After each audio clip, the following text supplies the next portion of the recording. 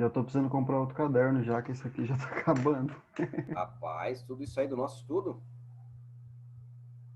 Não só, eu tô estudando muita coisa, muita. Ah, tá. Então, Mas tem bastante aqui, já tem mais de uma matéria do nosso estudo.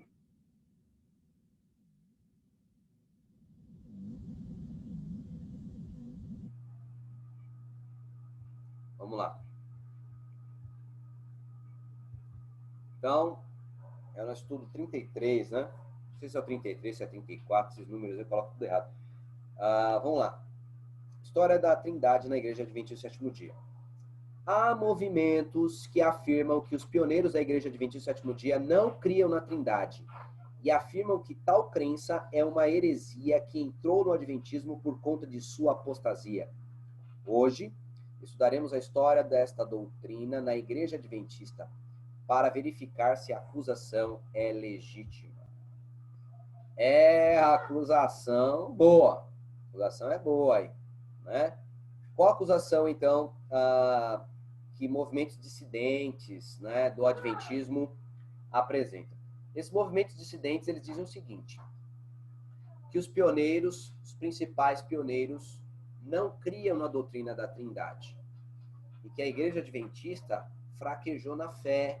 E aí introduziu-se essa heresia no Adventismo e agora o Adventismo está herético. Esse é o pensamento deles. E aí, vamos pesar algumas falas deles. Primeira pergunta. É verdade que pioneiros, em grande medida, não acreditavam na Trindade? Essa é a primeira pergunta a se fazer. E a pergunta tem uma resposta positiva. É verdade. É verdade. Tiago White, esposo de Daniel White, Uriah Smith, Butler, George Butler, entre vários outros. Eram antitrinitarianos. Então eles acreditavam na divindade, meio que num estilo monarquiano. O que é monarquiano? Ao Deus o Pai, que ele é o único Deus e tal, o restante é tudo criatura, inclusive Jesus. Eles acreditavam assim. O Espírito Santo. O Espírito Santo era um poder. Tanto é que você vê textos desses camaradas antigos, no inglês, nós temos o pronome masculino, he, nós temos o pronome feminino, she, e temos o pronome neutro, it. He é para masculino, homem, machito. She é feminino. E o it é o neutro. Então você vai falar para uma mesa, você vai falar para um cachorro, que você não está ligando para a sexualidade do cachorro, né?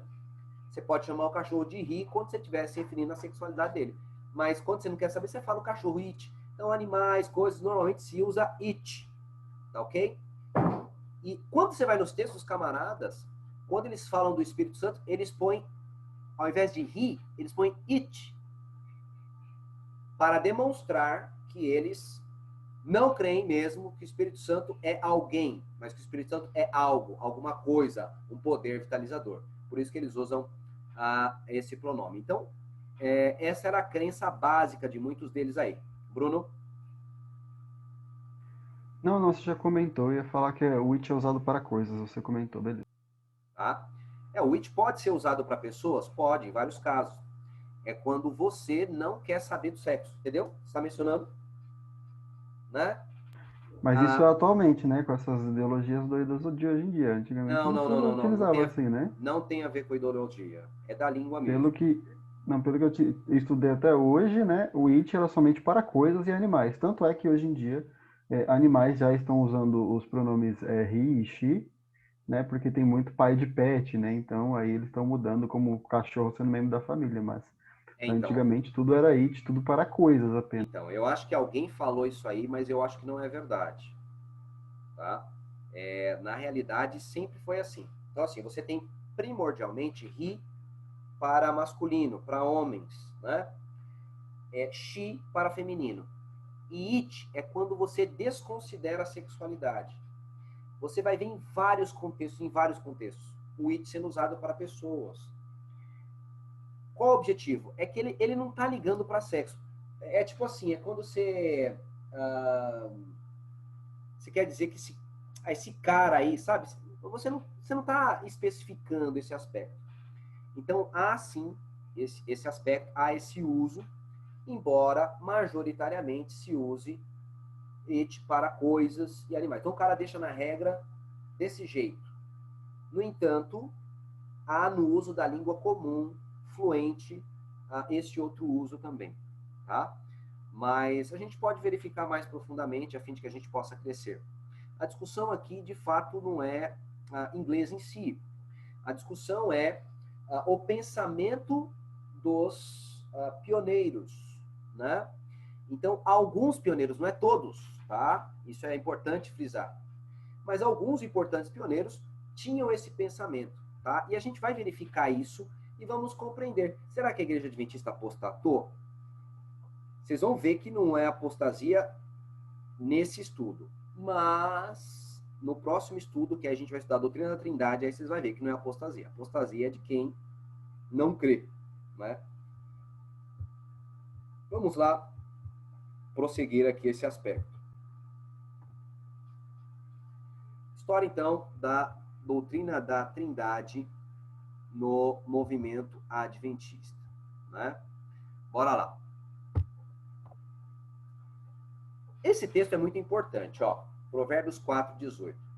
Mas a vereda dos justos é como luz da aurora, que vai brilhando mais e mais até ser dia perfeito. Queridos, o que está falando a vereda do justo? Ele está falando, vereda é caminho, ou seja, o trilhar do justo, o procedimento, a vida, o crescimento espiritual do justo é como a luz da aurora. E luz também tem relação com conhecimento. Você vai ver isso em Salmo, Salmo 119, verso 105, que diz: lâmpada para os meus pés é a tua palavra e luz para os meus caminhos. Você vai verificar que lâmpada está para a palavra, e a luminosidade dela é o conhecimento que a Bíblia provê, que ilumina seu caminho para que você não ande nas trevas. Sem o conhecimento da Bíblia, você estava nas trevas. Quanto menos conhecimento da Bíblia, mais nas trevas está. Quanto mais procedimento, quanto mais você procura andar na lei, você cresce. Como comentou a Cristina aqui, né? A verdade é progressiva. Exatamente. Essa é a ideia. Deus não chega dando a verdade inteira para o seu povo. Haja vista que você vai ver o Abraão, que pegou Agar, né? E nos propósitos de Deus não era esse. Você vai ver um Isaac, que pega Raquel, Lia, Bila e Zilpa, e não era o propósito de Deus esse. Você vai ver o Cana pegando Ana e Penina. Jacó, né? Hã? Isaac não, Jacó. Jacó, perdoe. O Isaac só ficou com a Rebequinha mesmo e bateu as botas velhinhas. Verdade, obrigado pela correção. Então, o que acontece aí? Acontece que você vai ver Davi também com... Davi tinha pelo menos, eu já contei aí, pelo menos, fácil, 10 esposas, pelo menos, fora as concubinas, que depois o Esaú pegou, então as concubinas tinha que ter pelo menos mais de uma, né? É daí para frente. Devia ter uma porção também. Salomão, que cresceu nesse ninho, já arrumou 1000 mulheres. Fala, vou superar meu pai. Arrumou 1000 mulheres. Agora a pergunta, será que Deus é a favor? Não, a Bíblia ela não endossa tudo que ela apresenta. Todos esses casos deram problemas. Se você olhar, Abraão deu problema, teve que mandar Agar embora. Jacó teve uma confusão em casa, ele ficava doido por isso. Os irmãos venderam José porque eram filhos de outra mulher que não gostava do filho da mulher amada. Ele tratou os filhos com indiferença, então vários problemas aí. Ana e Penina, mesma coisa. Ana sofria bullying da Penina, hein? Olha, nunca imaginei que eu ia dizer isso. Então, a Penina fazia lá um bullying louco lá pro Ana, né? O que mais? Você vai verificar Salomão. Davi também se lascou, né? Imagina Davi, e já Pedro, você fala Salomão. Davi também se lascou. Como que Davi se lascou? Aminon estuprou Tamar, a própria irmã, porque sabia que o pai não podia fazer nada, que o pai tinha rabo preso, porque tinha se deitado com Batseba. O pai não fez nada mesmo, aí Absalão matou Aminon. Aí Aminon se levanta contra o reino do pai. Não, Absalão se levanta contra o reino do pai. Foge para Gessur, depois volta, Davi não quer falar com ele, e aí ele se levanta contra o reino do pai, e aí há uma guerra onde Absalão é morto. E no final da vida, Adonias, filho de Agite, ele quis tomar o trono com Davi vivo. E o trono era prometido para Salomão. Então entenda, todos os casos, então a Bíblia, ela menciona, não é que Deus está provando, Deus já está mostrando para você que esses casos deram errado, para você saber que é errado fazer isso. E aí depois você vê no Novo Testamento Deus mudando. Mas menciona aí, Pedro, Salomão. Não, que ele teve várias mulheres e deu errado. Tipo, ele Exato. acabou se desviando. Exatamente. A Bíblia deixa com clareza. Fala assim que Salomão se desviou por causa das suas mulheres, que as suas mulheres o levaram à ruína, né? Salomão, só para você ter uma ideia, o homem mais sábio do mundo adorou a Moloque. Quem era Moloque? Um deus de metal que tinha os braços assim estendidos, e aí as pessoas acendiam o ventre dele, assim, uma fogueira no ventre dele, e os braços dele ficavam incandescentes e colocava bebê lá. Então, dessas mulheres, essas 1000 mulheres, ele teve vários filhos, e desses filhos queimou vários lá nos braços de Moloque. Serviu Satanás por causa das mulheres. Então, entenda, a Bíblia demonstrou todos esses casos de bigamia, trigamia, poligamia, como dar com os burros na água. Então, a Bíblia não é a favor disso, a Bíblia é contrária. Mas aí você vê já no Novo Testamento, as coisas já vão se corrigindo, já vai sumindo isso, e aí Paulo já vem e diz, olha, que o líder, né, seja marido de uma só mulher. Correto? Então, entenda, a verdade, ela vem progredindo. A verdade, ela vem crescendo, como mencionou a Cristina. E é assim, então Deus, ele vai tratar com as verdades pontuais. E mais para frente, ele vai apresentando essas verdades aos seus filhos, né? A fim de que eles possam estar mais bem capacitados para ouvir as orientações de Deus, né? Então, à medida que a gente vai crescendo, a luz da palavra de Deus vai brilhando mais e mais até esse dia perfeito. Então, nós vamos aprendendo daqui até o céu, e quando chegarmos no céu, continuaremos aprendendo, tá? Agora, vamos pensar aqui no progressão do pensamento adventista em algumas áreas aqui. Ó, os membros da igreja antes bebiam e fumavam. Comiam carne de porco e todo outro tipo de carne imunda. Acreditavam que a igreja não deveria ser organizada. Aí o que acontece? Passou o tempo, a igreja mudou seu pensamento. Bebida alcoólica e tabagismo são vícios pecaminosos. Aí mudou, a igreja progrediu no conhecimento. Não comia carne de porco. Inclusive, no Testemunhos para a Igreja, volume 1, tem um camarada que vai falar que não pode comer carne de porco. Ele fala. A Ellen White representa ele. Ela fala assim, olha, ela não diz que ele tá errado. Ela fala assim, olha, se Deus quiser que seu povo não coma, ele vai anunciar por meios diferentes e vai levar o seu povo a tal. Ela fala isso no Testemunhos para a Igreja. Pois é, filho. Acho que foi isso em 1858. Em 1863, ela tem a visão da mensagem de saúde, que é o ano de estabelecimento da igreja, né? E neste ano, recebe orientação sobre carne de porco. E aí agora tá ela escrevendo lá. Galera, o carinha tá certo lá, né? Não é para comer carne de porco, tal. Então entenda que a luz, ela progrediu. Conhecia de um jeito, foi para o outro. Eles acreditavam que a igreja não podia organizar. Por quê? O que eles imaginavam? Eles imaginavam que a Babilônia era você fazer um CNPJ, era você estabelecer a igreja oficialmente. Essa era a Babilônia. E toda a igreja já estabelecida já era a Babilônia. Eles imaginavam isso. Tá? Eles imaginavam isso. Pensavam desse jeito aí. E aí, o momento em que a igreja estava para se organizar, havia uma oposição fortíssima, dizendo que era apostasia, que a igreja tinha virado Babilônia. Que a igreja queria virar Babilônia. Por quê? Porque eles acreditavam que a organização era errada.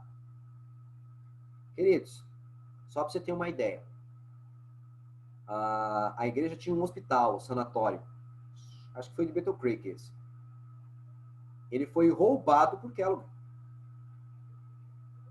Porque a igreja tinha um prédio, mas sem esse prédio estar no nome de uma igreja organizada, fica fácil. E aí o Kellogg pegou na lavagem de dinheiro aí, né? Se fizesse uma CPI, pegava o Kellogg. Pois é, galera. Infelizmente, isso aconteceu. E a igreja falou, não dá para deixar mais isso acontecer. Precisa, na realidade, a gente ter uma organização, a igreja colocar os seus patrimônios no nome dela e tudo mais, uma instituição para que possa avançar, para que possa remunerar os pastores corretamente, para que nenhum pastor seja maltratado, né? Deixe de ser assistido, como estava acontecendo. E a igreja mudou de opinião e acabou progredindo no conhecimento. Então, queridos, a verdade, ela é progressiva, correto? Em 1863 a igreja foi organizada. A verdade é progressiva. A gente vai aprendendo, a gente vai crescendo e a verdade, ela vai evoluindo. A Igreja Adventista do Sétimo Dia passou por muito tempo, se eu não me engano, até 2005, com 27 doutrinas. A partir de 27 doutrinas, não, 27 crenças, né? São 6 doutrinas e 27 crenças. Só que, em 2005, se eu não me engano, foi votada uma nova crença, que é crescimento em Cristo, que agora virou a 11, né? E agora nós temos 28 doutrinas. Veja, até mesmo na atual conjuntura, 2005, que foi ontem, 2005, até isso, nós vemos aí que a igreja tem progredido há tão pouco tempo aí. Então, à medida que vai aprendendo mais, a gente vai crescendo no conhecimento. Estudos de profecia, a gente vai crescendo. Já mudou muito. Hoje já tem camarada que já não usa a gematria, né? Aquele lá do 666, com o nome do Vicarius Filii Dei, os caras já não usam, tal. Então, ou seja, mudou os posicionamentos. Eles vão aprendendo e à medida que a verdade vai se encaixando, aquilo que não era verdade vai caindo. E isso é natural, tá? E a gente vai verificar esse aspecto, se isso ocorreu com a doutrina da Trindade. Olha só que texto fantástico, né? Os homens que foram separados pela imposição de mãos para ministrarem nas coisas sagradas vão muitas vezes ao púlpito com a boca poluída, os lábios manchados e o hálito contaminado pelo vício de fumar. Conselhos sobre Saúde, página 82. Então, entenda, ela está falando que os pregadores iam com um hálito contaminado com fumo. Por quê? Porque fumava naquela época. Os médicos faziam propaganda de cigarro até pouco tempo, até a década de 70 aí. Vamos dar uma olhada aqui, vamos dar uma olhada. Até a década de 70... Em 1960. Em 1960 que criaram esse estudo aí, falando que o tabaco faz mal. Não, mas anteriormente já fazia. Ah, tá, que faz mal. Fazia, mas não falavam que fazia mal. O estudo mesmo só saiu em 1960. Não, olha isso aqui, ó. Os médicos faziam propaganda. Propaganda de cigarro, cara. Aí, ó. Um século depois de Ellen White falar, né, eles descobriram. Olha aqui, ó. Mais médicos fumam Camel do que qualquer outro cigarro. Olha aí que coisa terrível. Aqui, ó. Médico fazendo propaganda aqui, ó, de cigarro. Aqui, ó. Meu cigarro é Mills. Olha aí que coisa tremenda, né? Que é da porque a Chesterfield, que é a marca, é a minha favorita, né? Tá aí, ó. Eram médicos fazendo campanha de cigarro, tá ok? Médico, aí, ó, médico fazendo propaganda. Tem vídeos disso aí, tá aqui, ó. 1944 aqui, ó. Então, tinha essa ideia de que, como o cigarro é uma erva, faz bem. É o mesmo pensamento da maconha. Vamos lá, vamos usar a verva. Então, de repente, Ellen White, contra Deus e o mundo, fala, faz mal, porque Deus mostrou para ela. E hoje se prova que faz mal. Então, a igreja mudou de posição, e essas mudanças não foram negativas, elas foram positivas, né? E quanto à Trindade? Quanto ao pensamento da divindade? Será que no começo do Adventismo aí estava tudo certinho? Olha, galera, dá uma olhada nisso aqui, ó. Embora afirmemos ser os crentes e adoradores de um único Deus, tenho chegado a pensar que entre nós existem tantos deuses quantas são as concepções da divindade. Bordeaux, em 1890. Veja, a igreja já tinha 27 anos já. 27 anos. 1890? 63, 20, 80. É isso aí. 27 anos a igreja tinha. E ainda, ele diz o quê?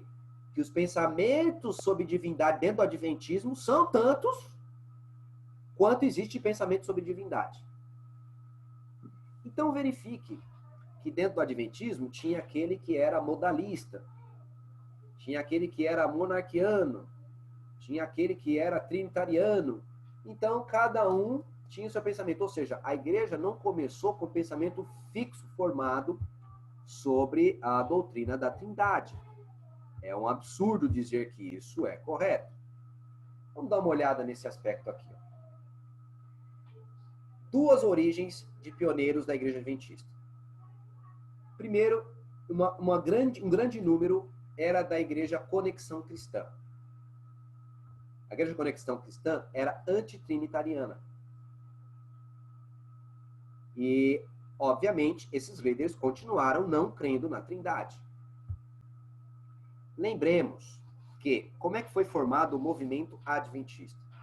Guilherme Miller, um batista, marca a data para a volta de Jesus, sai pregando, começa a contagiar outras igrejas. Conexão Cristã, Metodista, e assim vai indo. Ele foi ampliando a sua pregação e surgiu um monte de pregadores de várias igrejas. Então, o movimento milerita não era batista, ele era interdenominacional. Eram várias religiões aguardando a volta de Jesus, eles acreditavam nisso. Aí o que acontece? Gente que veio da Conexão Cristã estava nesse grupo também, e que não cria na Trindade, enquanto os batistas já criam na Trindade. E aí o que acontece? Veio para a igreja agora adventista, né, depois da decepção, pessoas da Conexão Cristã, mas sobre divindade, eles pensavam do mesmo jeito, não acreditavam na Trindade. Então, óbvio, quando eles entram na igreja adventista, eles entram com o mesmo pensamento que não crê na Trindade. Simples assim. É a origem deles. Agora tem um outro grupo de pessoas que entrou na igreja adventista, né? Metodistas e batistas. Esses já são trinitarianos. Ok? É aí que tem os choques. E como muitos líderes importantes vieram da Conexão Cristã, esses líderes tinham uma influência tremenda. E aí a voz deles se sobressaiu no movimento adventista, embora dentro tivesse múltiplas crenças sobre a divindade.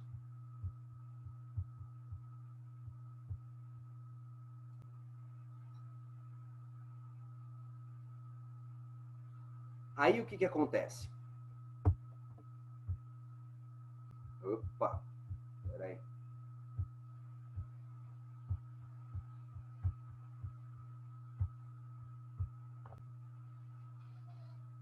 Graças a isso, do antitrinitarianismo, que era aquela forte influência dos líderes da Conexão Cristã, tipo Thiago White, que era antitrinitariano, até a igreja acreditar na Trindade, nós tivemos 5 períodos, ok? O primeiro período é o período de 1846, estamos contando lá do movimento milerita, 2 anos depois, até o ano de 1888. É o período antitrinitariano. Predominou isso, porque os líderes mais fortes eram antitrinitarianos. De 1888 a 1898, começou uma satisfação com o antitrinitarianismo. Começou a confrontar coisas das Sagradas Escrituras com o pensamento antitrinitariano e não estava resolvendo. Ele não respondia muitas das questões.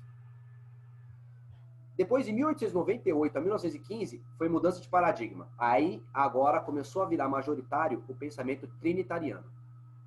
Embora ainda tinha antitrinitarianos dentro. Em 1915 a 1946, começou um declínio. E de 46 em diante, aí deslanchou. Escritos e tudo mais. E por que é importante olhar essa questão de tempo? Dá uma olhada nesses textos dos testemunhos, ó. Quanto aos testemunhos, a própria Ellen White falando. Estamos estudando Ellen White porque tem a ver com história da igreja, tá? Não porque é respaldo para a doutrina. Tanto porque eu estou tratando de história e não da doutrina em si. Quanto aos testemunhos, coisa alguma é ignorada. Coisa alguma é rejeitada. O tempo e o lugar, porém, têm que ser considerados. Olha que coisa interessante, vai falar dos livros que eu escrevi. Não rejeito nada. Mas o tempo e o lugar têm que ser considerados. Queridos, isso aqui é uma regra de hermenêutica. É regra de interpretação para qualquer livro, especialmente da Bíblia e dos testemunhos. O tempo deve ser observado. Por exemplo, há algumas acusações bestas aí na internet dizendo que Ellen White era racista. Oh.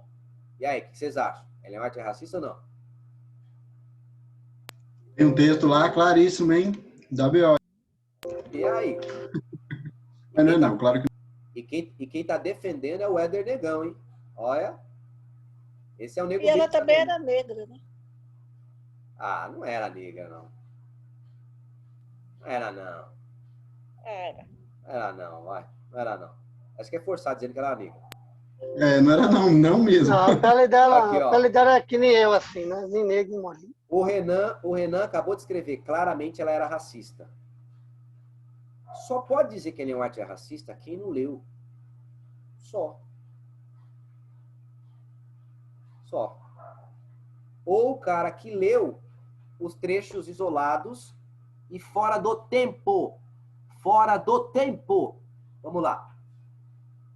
Os textos de Ellen White sobre racismo, que dá a entender que é racismo, né? Ah, o Renan foi sarcástico. O texto de Ellen White que dá a entender que é racismo, ela escreve uns textos assim. Eu trato depois do dia. Eu tenho um estudo preparado sobre isso. Eu fiz isso na faculdade. Eu tive que fazer um trabalho sobre isso.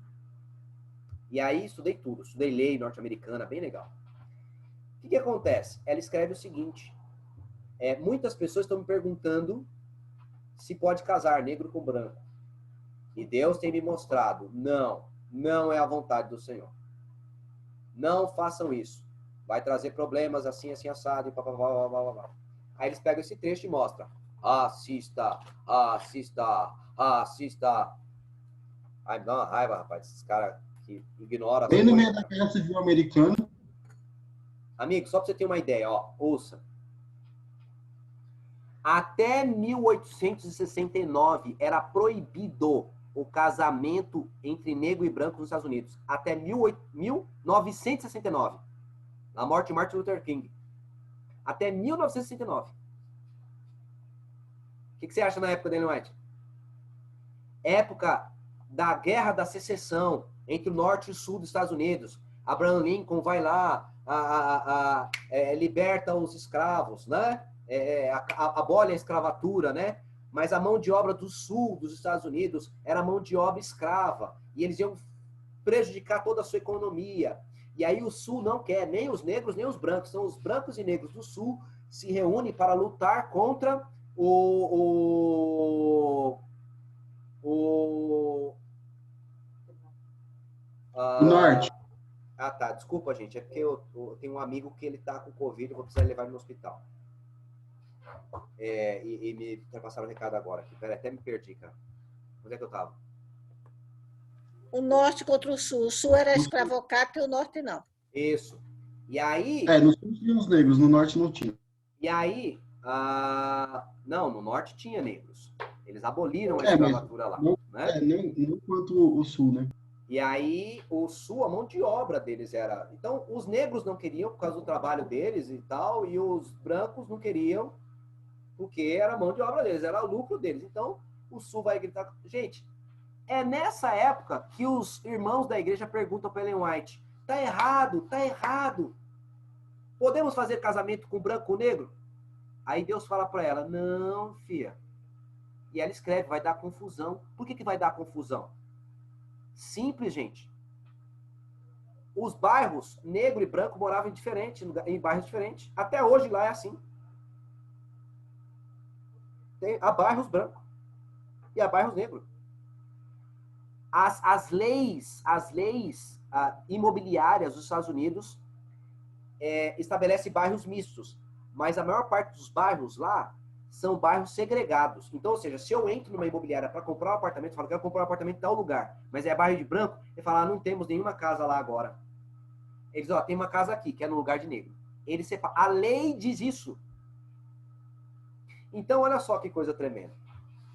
Ela está nesse país, no meio de uma guerra, e aí, vamos pensar, o Éder, que é neguinho, casou com a Sandra, que é branquinha, beleza? Casaram. Agora, há uma luta, e aí tem que separar os bairros aí. A Sandra não pode vir comigo, e eu não posso vir junto com a Sandra. Eu tenho que estar no bairro de negro. A Sandra no bairro de branco. Entre os negros, a Sandra sofre. Entre os brancos, eu sofro. E o filho, que não é preto nem branco? No meio dos brancos, no meio dos negros, o filho é branco. No meio dos brancos, o filho é negro. Aí ele escreve, não, Deus diz que não é para fazer isso. Não é vontade dele. Não entre essas coisas, vão arrumar confusão. Então, você tem que observar o tempo em que as coisas foram escritas. Para você ter uma compreensão correta. Isso faz parte da regra de hermenêutica, gente. Interpreta isso. Ai, a Bíblia apoia, então, a gente pegar um monte de mulher. Cara, olha o tempo. Quer ver outra coisa de tempo que vai ajudar a gente a entender melhor? É que eu estou fugindo bastante do estudo. Já deu para vocês entenderem que precisa observar o tempo. Por isso que a gente está dividindo o tempo. Se você observar o tempo, você vai ver uma progressão. E há causas dessas mudanças temporais. Que é isso que importa. Vamos lá observar.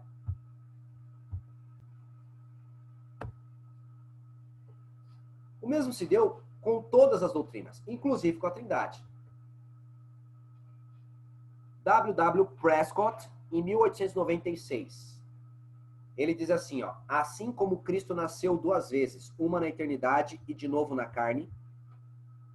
Pergunto, para Prescott, Cristo era Deus eterno ou Cristo teve começo? Teve começo. Teve começo. Ele nasceu uma na eternidade e uma agora.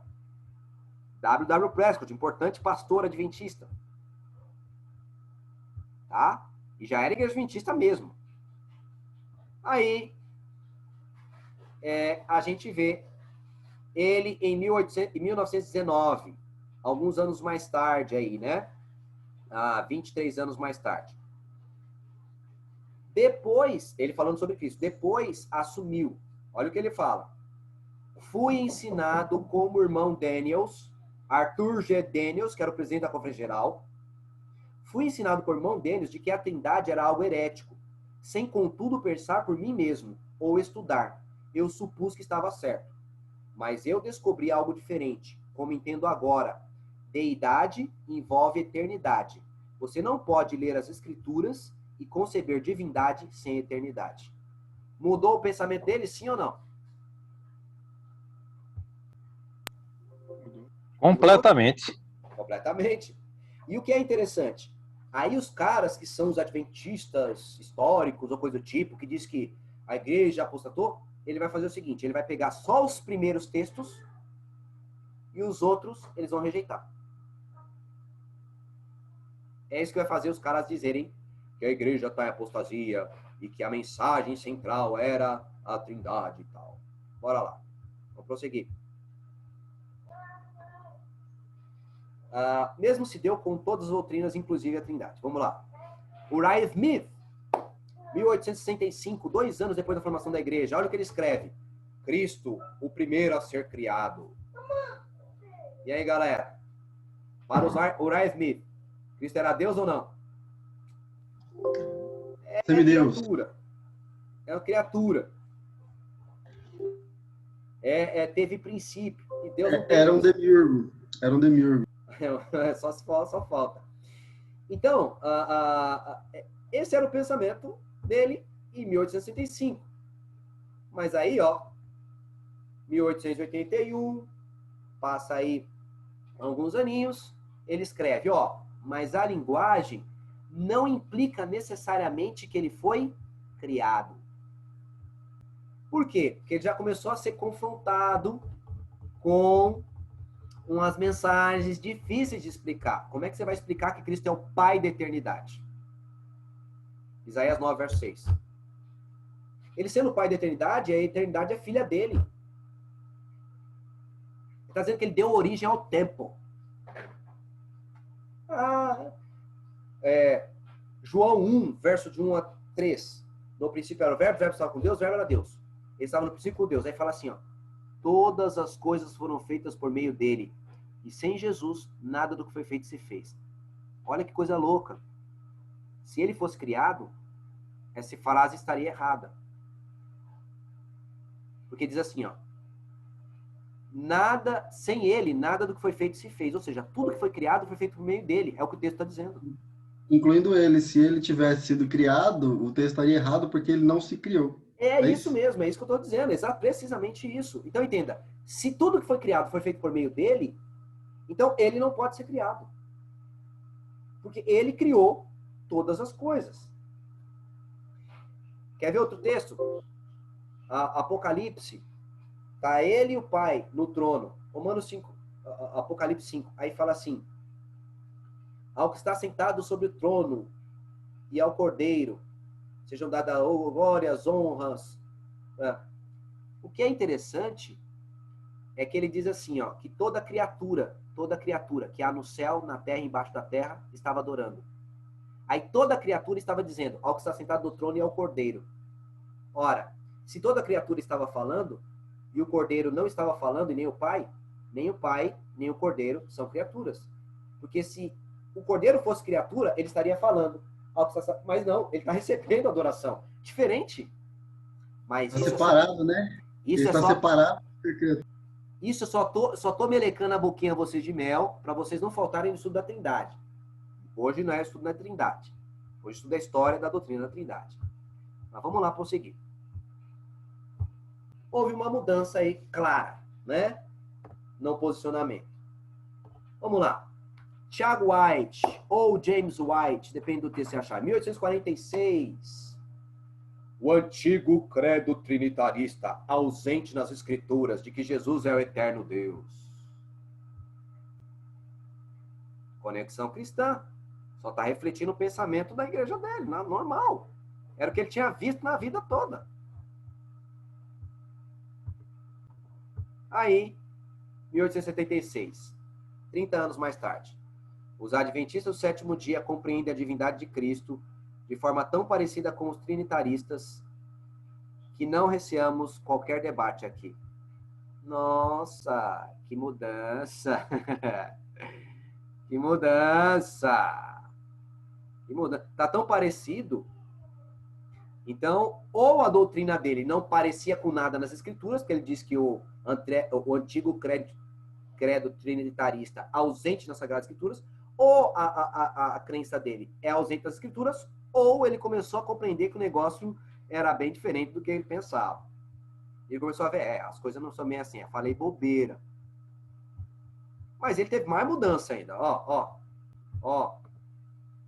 Um ano depois, ele declara que Cristo era igual ao Pai e condenou qualquer pensamento que fizesse Cristo inferior ao Pai. Mudou. Então vamos lá tratar do primeiro período. Tá? Nós acabamos de ver que a doutrina teve mudanças E são esses líderes que eram antitrinitarianos que vieram mudando. Então os caras estão falando, não, estudei mais. Você viu o Preston falando, eu acreditei porque me falaram e eu olhei sem estudar. Mas quando eu estudo, eu falo, não, gente, tá errado o que eu pensava. Houve mudança, isso é justo, gente. Nas Sagradas Escrituras é assim mesmo. Você vai estudando, vai aprendendo mais. Hoje você não sabe uma coisa, amanhã você sabe. A grande massa dos adventistas rejeitavam o conceito da Trindade, nesse período de 1843 a 1838.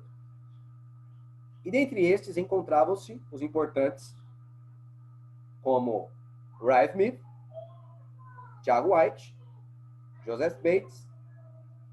Porém, principalmente a partir de 1888, muitos deles passaram a ficar insatisfeitos com o antitrinitarianismo. Por quê? Vamos lá. Em 1888, teve a Conferência de Minneapolis, a famosa Conferência de Minneapolis, onde Elliot J. Waggoner, né, e Alonzo T. Jones, dois pastores jovens, começaram a pregar o assunto da justificação pela fé. E Ellen White apoiava os seus ensinamentos não nos livros deles. Já falei isso. Ela não apoiava os livros deles. O livro dele tem panteísmo. Apoiava o que eles estavam ensinando na Conferência Geral, que era o assunto da justiça de Cristo e tudo mais. Especialmente o Waggoner, os livros dele sobre isso são fenomenais. O que eles falam sobre... Ele foi um avanço, uma guinada. Dá uma olhada nos textos de Waggoner e vocês vão verificar a mudança que aconteceu. Embora Waggoner não fosse plenamente trinitariano, a exaltação da cruz pela mensagem de Cristo, justiça nossa, trouxe à baila uma importante questão. Olha que questão importante, ó. Como Cristo, sendo finito e criado, pagou o preço de nosso resgate, dando satisfação a uma lei infinita e eterna? A Bíblia é clara em Salmo dizer que o preço que o homem devia era infinito, porque ele quebrou uma lei infinita, lei de proporção. Se eu der um tapa agora aí na cara do Marcelo, pá, e aí o policial me prende, quanto tempo que eu vou ficar na cadeia? Acho que até meia-noite você volta. Se não pagar, vai ser 1 ano e 6 meses. Nem vai preso. Galera, muito provavelmente eu bato lá, resolve, já, pô, jogo uns... Sou condenado a pagar umas 50, dá uns 50 para tomar uma cerveja, aí vai sair fora, vai. É isso aí. Tá? É isso aí. Agora, e se esse mesmo tapa eu der na cara do Papa? Bento XVI. XVI Vai não, ficar né? jogado na masmorra, igual o Jerônimo. Amigo, ó, é só você olhar. Há vários caras que mataram gente, várias pessoas, foram cumprir sua pena e saíram. Dá uma olhada, depois vocês procura na internet. O cara que deu o título no Papa. Ele não matou o Papa. O cara que deu o título no Papa não matou o Papa.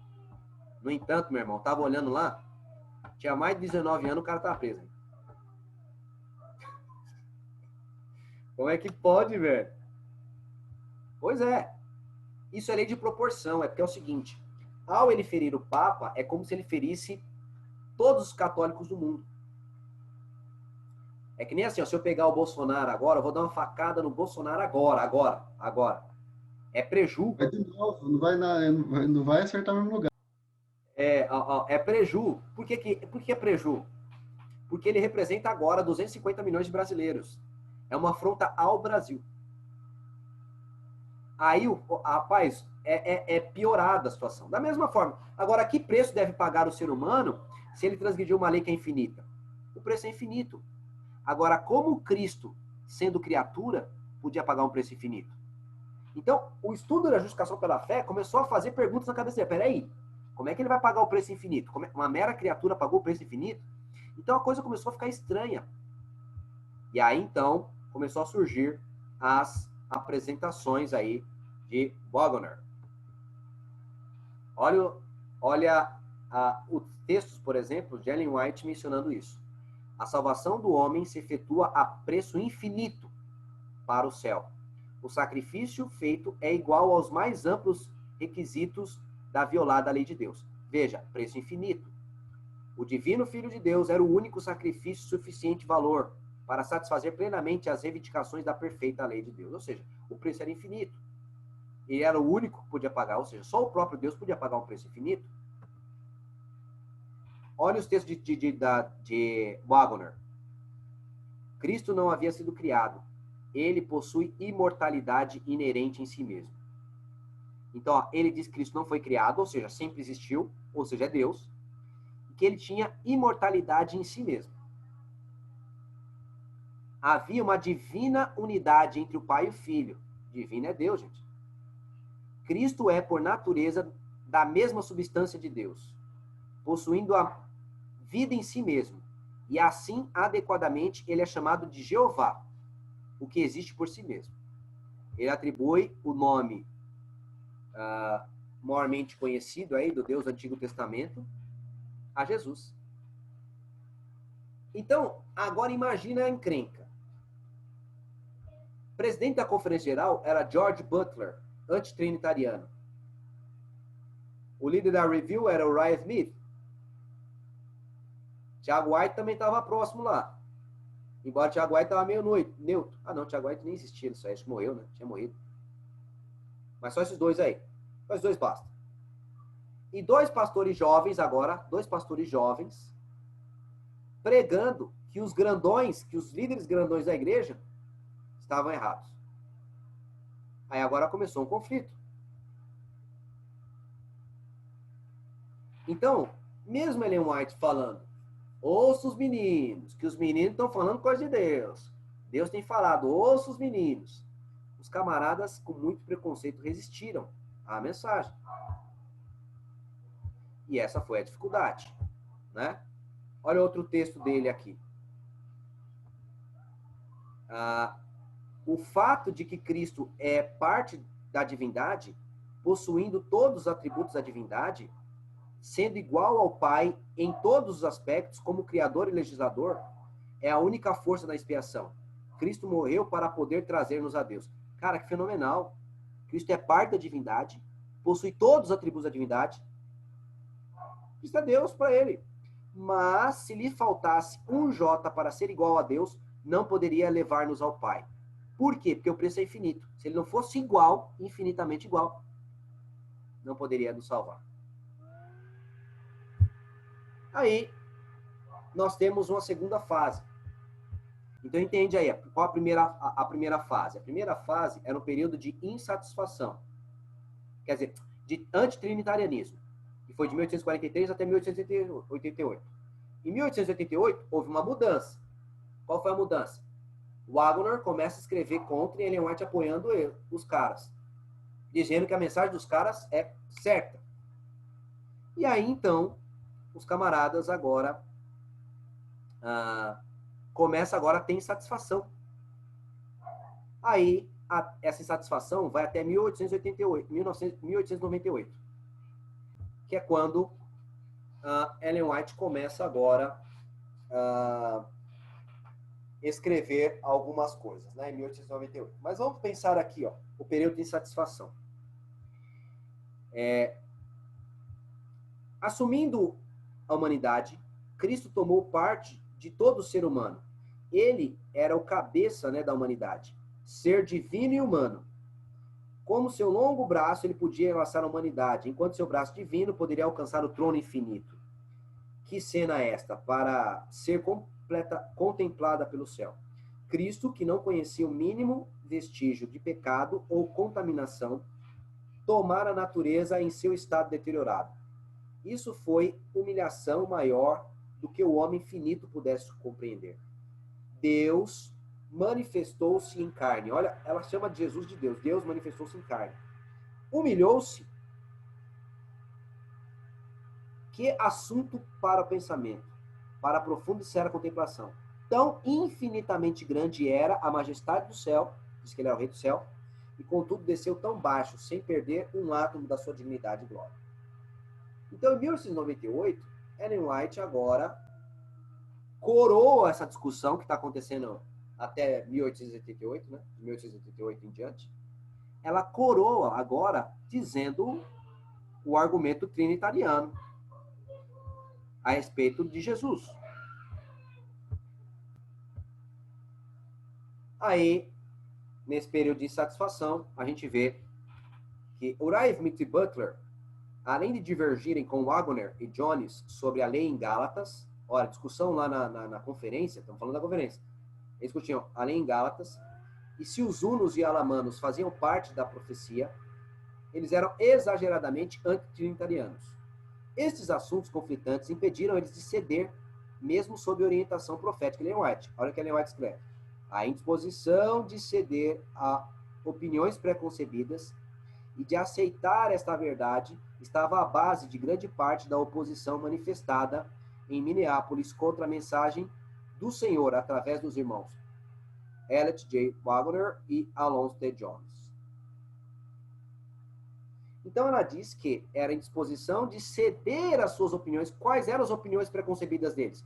Todas elas. Lei em Gálatas, os hunos faziam parte lá das 10 tribos, e eles eram antitrinitarianos. Então, a indisposição de ceder essas opiniões preconcebidas é que fizeram eles fazerem a resistência.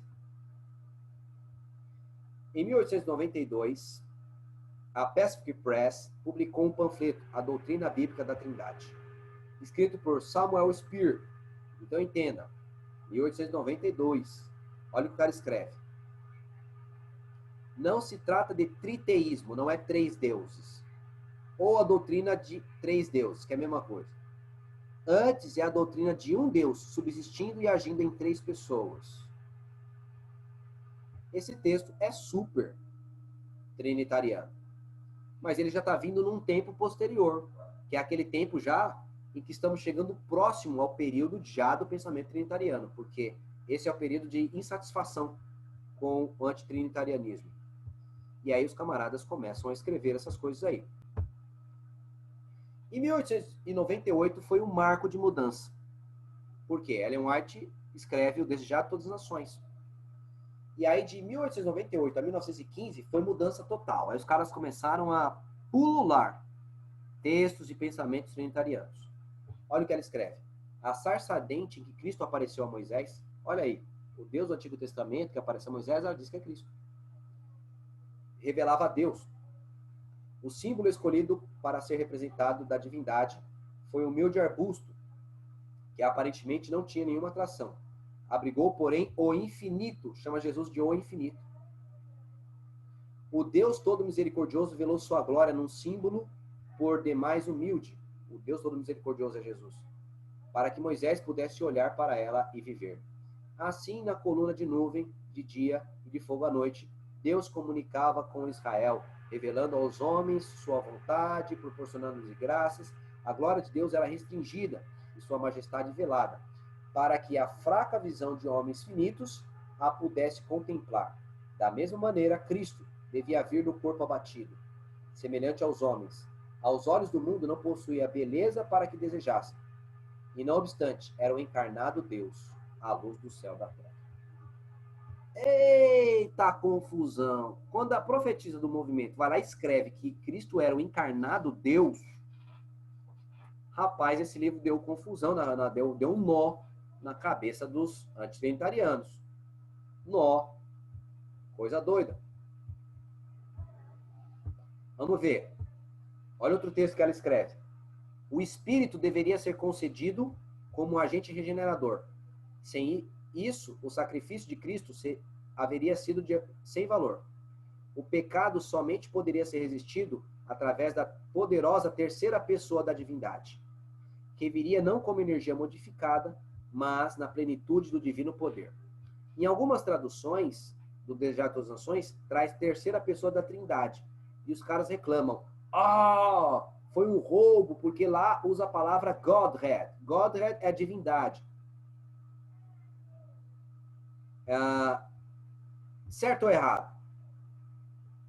Certo, mas errado. De fato, Godhead é divindade. Mas, queridos, quando você fala de uma divindade de 3 pessoas, é trindade. Não há problema nenhum em fazer a tradução assim. Então, de qualquer maneira, continua uma divindade que tem 3 personalidades, tem 3 pessoas. Como é que você vai explicar isso? Isso era inexplicável para o pensamento antitrinitariano dentro do Adventismo. Tá? E aí, nós temos o mais espantoso. O mais espantoso é esse aqui. Tá? O que acontece aqui? William L. Andreasen, né? Esse camarada é aquele camarada do perfeccionismo, quando nós estudamos perfeccionismo. Ele era um pastorzão, sabe? Dedicado, consagrado. E ele era antitrinitariano. Quando Ellen White escreveu, em 1898, aí, O Desejado, mostrando que Cristo é Deus, o cara falou, tenho certeza absoluta que Ellen White não escreveu isso. E ele falou assim, ó, vou lá na casa dela e vou falar para ela, não quero nem falar com você, só me mostra o manuscrito do Desejado e eu quero ver, quero comparar os textos que você escreveu aqui. Quero saber se esses textos são seus mesmo. Porque ele acreditava nela como profetisa, mas ele não acreditava na Trindade. Aí ele pediu o Desejado de Todas as Nações, o manuscrito de Ellen White. Vamos dar uma olhadinha aí nesse texto aí para a gente entender melhor. Olha lá. Essas declarações vieram como um choque para a liderança da igreja. William L. Andreasen, né? Costumar falar o nome dele certinho. Que havia se tornado adventista apenas 4 anos antes, na idade de 18 anos, e que eventualmente lecionara no seminário norte-americano da igreja, afirmou que o novo conceito era tão diferente da compreensão anterior que alguns líderes preeminentes duvidaram sobre se Ellen White realmente havia escrito aquilo. Depois que Andreasen ingressou no ministério em 1902, quer dizer, ele fez uma viagem especial ao lar de Ellen White, na Califórnia, para investigar o assunto por si mesmo. Ellen White o recebeu e deu-lhe acesso aos manuscritos. Ele havia levado consigo várias citações para ver se elas estavam no original, do próprio manuscrito dela. Ele relembrou, eu estava certo de que a irmã White jamais tinha escrito em Cristo a vida original, não emprestada, não derivada. Mas agora eu descobri em seu próprio manuscrito, precisamente como ele tinha sido publicado. E assim era com as outras declarações que ele foi buscar lá, né? Ao examinar, descobri que elas eram próprias da irmã White. Então, o cara agora ficou balado. Porque ele foi olhar no livro e falou, ixi, é isso mesmo. E Andreasen, ele começou a estudar e virou um trinitariano. Então, esses eventos que foram acontecendo é que foram fazendo essa mudança de paradigma. A questão era teológica, ia apresentando, quanto mais a compreensão crescia, ia mudando os pensamentos. Olha só o que ela escreve no livro Evangelismo. O Consolador que Cristo prometeu enviar depois de ascender ao céu é o Espírito em toda a plenitude da divindade, tornando manifesto o poder da graça divina a todos quanto recebem e creem em Cristo como Salvador pessoal. Há 3 pessoas vivas pertencentes ao trio celestial. E em nome desses 3 grandes poderes, o Pai, o Filho e o Espírito Santo, os que recebem a Cristo por fé viva são batizados. E esses poderes cooperarão com os súditos obedientes do céu em seus esforços para viver a nova vida em Cristo. De novo, e agora ela fala 3 pessoas vivas pertencentes ao trio celestial. Que estranho. Essa linguagem é muito parecida com a doutrina da Trindade. Em 1906, então, ela, em 1899, ela reforçou a questão. Precisamos reconhecer que o Espírito Santo, que é tanto uma pessoa como o próprio Deus, está andando por esses terrenos. O Espírito Santo é uma pessoa, pois dá testemunho com o nosso espírito de que somos filhos de Deus. Uma vez dado esse testemunho, traz consigo sua própria evidência. Em tais ocasiões, acreditamos e estamos certos de que somos filhos de Deus. Deixa eu ver, houve algum comentário só avisando para eu não atrapalhar o momento de sair. Tá, não, fique na paz, meu. Deus abençoe. Vamos lá. Prosseguir aqui. Essa aqui é um manuscrito dela, que vai falar sobre o Espírito Santo como pessoa. Vamos dar uma olhadinha nisso aqui, tá vendo? Nessa linha que eu acabei de colocar aqui, ó, vou fazer subir a linha de novo aí, ó. A linha que eu acabei de colocar, está escrito assim, ó. The Holy Spirit is a person. Tá vendo aqui, ó? Tá vendo? T-H-E, the Holy Spirit, H maiúscula, tá vendo? Holy, aí ela puxa para baixo o Y aqui, ó. The Holy Spirit, tá vendo? S, o P aqui, ó. I-R, Spirit, the Holy Spirit, is, a person. The Holy Spirit is a person. O Espírito Santo é uma pessoa. É o manuscrito dela. Por que que eu estou mostrando o manuscrito? Deixa eu explicar para vocês. Os antitrinitarianos aí que estão dentro da Igreja Adventista, eles dizem o seguinte, que esses trechos da Trindade foram adulterados. Por isso que eu estou mostrando o manuscrito. Para vocês verem a própria letra dela. Quem estuda aí vai saber que é a letra dela aí, né? E aí, vamos prosseguir mais. Essa outra aqui, ó. The, de novo, ó, T-H-E, the, Holy, de novo, tá vendo? Holy, Spirit, tá vendo? Santo Espírito. Aí ela colocou, is a person. Is a person é uma pessoa. Só que ela quis mudar. Ela riscou is a e escreveu em cima, has a. Então ficou assim, ó. The Holy Spirit has a. Tem uma. E ao invés de ela parar em person, ela colocou ality, que ficou personality. Então ficou The Holy Spirit is a person. The Holy Spirit has a personality. Então o Espírito Santo tem personalidade. Personalidade é a característica de uma pessoa. Ela primeiro diz que ele é pessoa e diz que ele tem personalidade.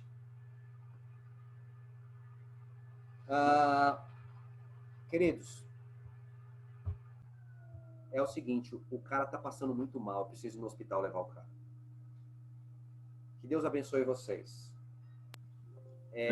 Vocês viram a progressão, né, da crença, né? Vai acontecer aí agora, esse período que a Ellen White escreve. O próximo período já é o período em que começa a surgir muitos textos. E depois vem Leroy Edwin Fromm, em 1846, e ele escreve o livro A Vinda do Consolador. E aí esse livro já fala que o Espírito Santo é pessoa mesmo, já trata da Trindade e tal. E aí que a Trindade se estabelece definitivamente no Adventismo. Que Deus abençoe vocês, para que vocês se aprofundem no estudo, mas eu preciso levar o cara lá. Que Deus abençoe e fique na paz do Senhor. Amém. Eu já abri o grupo. Amém. Só comentário no grupo lá. Boa noite.